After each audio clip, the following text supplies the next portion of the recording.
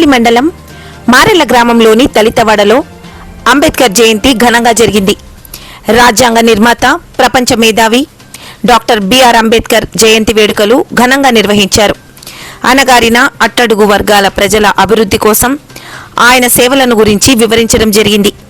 మారెళ్ల గ్రామం విగ్రహ కమిటీ సభ్యులు పెద్దయ్య, మహేష్, రమేష్, మునిస్వామిలతో పాటు గ్రామ సర్పంచ్ సుధాకర్ రెడ్డి, ఎంపీటీసీ సభ్యులు మున్నెప్ప, సచివాలయం కార్యదర్శి తదితరులు హాజరయ్యారు.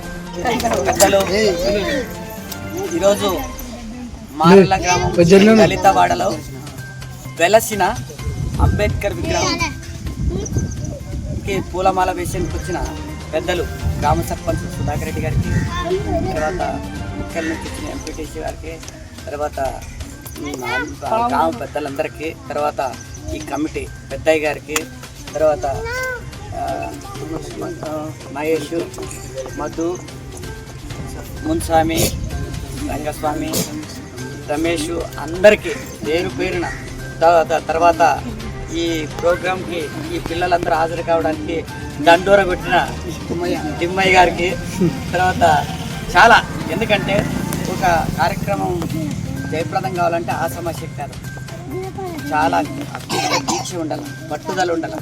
ఆ కార్యక్రమం విజయవంతం కావాలంటే చేయి కలిపితే తప్ప పిడికిలు కాదు, ఈ పిడికిలతో బిగిస్తే తప్ప దెబ్బ తగదు.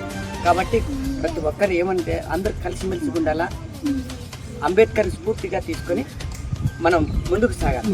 అంబేద్కర్ని ఎందుకు స్ఫూర్తిగా తీసుకోవాలంటే వెలివాడలో పుట్టిన వ్యక్తి. వెలివాడ అంటే తెలుసా మీకు? వెలి వేసిన కాలనీ అంటే ఊరికి దూరంగా ఉన్న కాలనీలో పుట్టినాడు. అంటే మన తాతల ముత్తాతలు మనం డ్రెస్ వేసుకున్నాం కదా, ఇట్లా ప్యాంట్ వేసుకున్నాం, చక్క వేసుకున్నాం, ఇన్సర్ట్ వేసుకున్నాం, చక్కగా ఉన్నాం ఇప్పుడు. కానీ మనం మా తాతల ముత్తాతలకు బట్టలు లేవు. అర్థమైనా మీకు? మూతికి ముంత పెట్టుకున్నాలా అంటే ఏమన్నా ఎంగిలి పూస్తే ఆ మూతలు ముయ్యాల. వీపున చీపురు అంటే మనం ఒంటికి పోసి ఏం చేసినా అది తుడుచుకుంటూ రావాలా, క్లీన్ చేసుకుంటూ రావాలి. అంత దుర్భరమైన జీవితం గడిపిన మన తాతలు ముత్తాతలు మన జాతికి ఒక వెలుగునిచ్చిన మహనీయుడు. అవునా? ఈరోజు మనం బట్టలు వేసుకునే సంగతి నేర్పించింది ఎవరు? అంబేద్కర్ కదా. అంత దుర్భరమైన జీవితాల నుంచి మనకు స్వతంత్రం, స్వేచ్ఛ, స్వాతంత్రం తెచ్చిన మహనీయుడు డాక్టర్ బిఆర్ అంబేద్కర్. ఆయన ఎక్కడ భారత రాజ్యాంగాన్ని రాశాడు తెలుసా మీకు? భారత రాజ్యాంగం అంటే తెలుసా? భారత రాజ్యాంగం అంటే మన దేశాన్ని మనమే పరిపాలించుకున్నాలా. అంటే ఎట్లా పరిపాలించుకున్నాలా, ఏ రకంగా పరిపాలించుకున్నాలా. ఒకప్పుడు రాజులు ఉండేవారు, రాజు చెప్తే అదే రైట్, పని కొట్టాలంటే అంటే కొట్టాలా, బట్టలు అంటే ఉప్పాలా. అంటే ఆ రాజు ఏం చెప్తే అదే రాజ్యాంగం, అదే రాజ్యం, అట్లా నడిచేది. కానీ బాబా అంబేద్కర్ సాహిబ్ వచ్చిన తర్వాత ఈయన ఏం చేశాడంటే, రాజ్యం అంటే ఇది కాదు, పాలన అంటే ఇది కాదు, పాలన అందరికి స్వేచ్ఛ ఉండాలి, సమానత్వం ఉండాలి, ప్రతి ఒక్కరు మాట్లాడే హక్కు ఉండాలి, ప్రశ్నించే హక్కు ఉండాలి అని చెప్పేసి దాదాపు ప్రపంచంలోని 45 దేశాలు తిరిగి ఏ దేశంలో పరిపాలన ఎట్లుంది, ఒక్కొక్క దేశం నుంచి ఒక్కొక్క రంగాన్ని, రాజ్యాంగం ఎట్లుండాలి, పార్లమెంట్ ఎట్లుండాలి, అసెంబ్లీ ఎట్లుండాలి, ఎన్నికలు ఎలా నిర్వహించాలి, ఎన్నికల్లో ఓటు హక్కు ఎవరికి ఉండాలి. ఇప్పుడు సుధాకర్ రెడ్డి వాళ్ళు మన ఊరికి సర్పంచ్ చేసి ఎన్నుకున్నాం. ఎట్లా ఎన్నుకున్నాం? ఎవరో చెప్తే ఎన్నుకోలే కదా. అందరూ ఓటేస్తే తప్ప, గెలిస్తే తప్ప సర్పంచ్ కదా. అంటే మీకు అందరికి హక్కు ఉంది. ఒక పదవి ఒకరికి అప్పచెప్పాలంటే మీ అందరికి హక్కు ఉంది. అంటే సర్పంచ్లు కూడా ప్రశ్నించవచ్చు, నేను ఓటేసినా కదా, గెలిచినా కదా, ఈ పని చేయాలా, అట్లాంటి హక్కును కల్పించిన తర్వాత ఆ పదవి రావడానికి బాబా అంబేద్కరే కదా. సుధాకర్ రెడ్డి వాళ్ళ మమ్మీ కానీ వాళ్ళ అమ్మ కానీ సర్పంచ్ కావడానికి రాజ్యాంగంలో పొందుపరిచిన దానికే ఆ పదవి వచ్చిందంటే కులం, మతం, ప్రాంతం ఎవ్వరికి తేడా లేకుండా అందరికి సమానత్వం, స్వేచ్ఛ, అన్ని పదవులు, అన్ని రాజ్యాంగ పదవులు కావాలని కోరుకునే ఆయన అహర్నిశలు. మీకు తెలుసో తెలియదో ఆయనకి నిద్ర పట్టేది కదంట. రోజుకు ఒక అర్ధగంట కూడా గంట నిద్రపోతే కగ్గనమంట.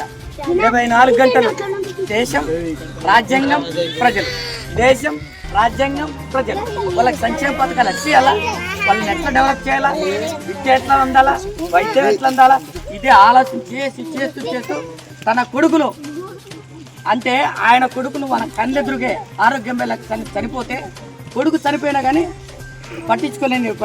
కేవలం ఒక్క కొడుకు చనిపోతాడు.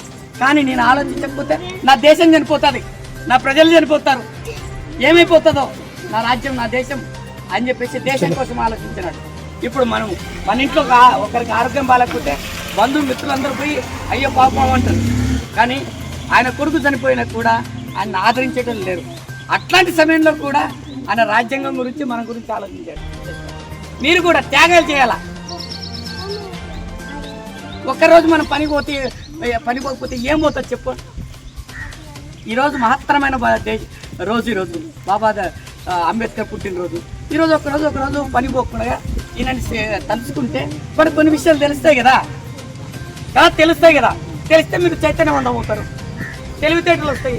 నిజంగా రాని హక్కులు ఉన్నాయి, ఇన్ని చట్టాలు ఉన్నాయి, ధైర్యంగా బతకండి. ఎవరైనా కుట్టకొస్తే మనకు చట్టాలు ఎన్నో ఉన్నాయి. ఎస్సీ ఎస్టీ కేసులు ఉన్నాయి, అట్రాసిటీ కేసులు ఉన్నాయి, ఇవన్నీ ఉన్నాయి. అంటే ప్రతి దాన్ని సద్వినియోగం చేసుకోవాలా. అయితే దాన్ని పక్కదారి పట్టించకుండా ఇప్పుడు ఆయన ప్రతి ఒక్కరు మనం విన్నాం కదా, ఇక్కడ మారెల్లో ఇన్ని కుటుంబాలు ఉన్నా ప్రతి కుటుంబంలోనూ అంబేద్కర్ మెతుకు ఆయన ప్రతి మెతుకు మీద అంబేద్కర్ పేరు రాసి ఉంటుంది. గుర్తుపెట్టుకోండి, అంబేద్కర్ పేరు ఎవరు మరవకూడదు. ప్రతి తినే ముద్దలో ఆయన పేరు తలుచుకోవాల్సిందే. ఎందుకు తలుచుకోవాలి చెప్పు. రండి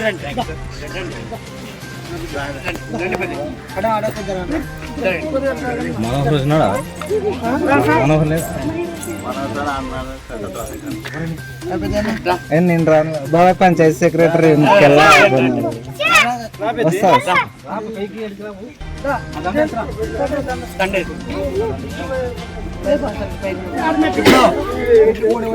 మన పంచాయతీ సెక్రటరీ మీకు అందరికి తెలుసా. మీరు గ్రామంలో ఉన్న వాళ్ళు కూడా సర్పంచ్ ఎవరు, సెక్రటరీ ఎవరు, లైన్మన్ ఎవరు, వాళ్ళతో సంబంధాలు పెట్టుకోవాలా, వాళ్ళ ఫోన్ నెంబర్లు పెట్టుకోవాలా. మీకు అవసరమైతే వాళ్ళని అడిగి సమస్య పరిష్కరించుకోవాలా. ఎవరు దాపున పోవాల్సిన అవసరం లేదు. వాళ్ళకి